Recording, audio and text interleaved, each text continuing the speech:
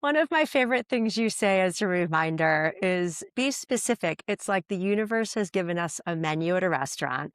You don't sit down and say, give me whatever. You're like, I Right. want the chicken, I want the da da da da da.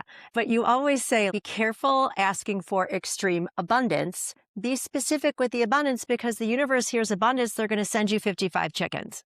Right.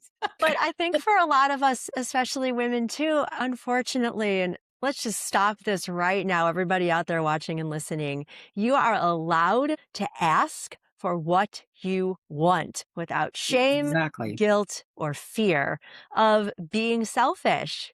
We are put on this Exactly. planet to enjoy this life. And if we are not specifically stating, I have every right to enjoy this life, and here's what would bring me joy, ask for it and believe you deserve it. And be in that joy.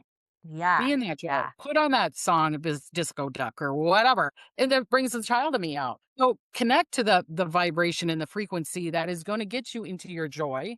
And that's when you can command and demand. Just It's say, I say if I'm worthy to accept it. And I command it. I expect it. well, expecting and deserving also put people in a lot of shame and guilt because they don't believe they are worthy of the gifts the universe is more than willing to provide.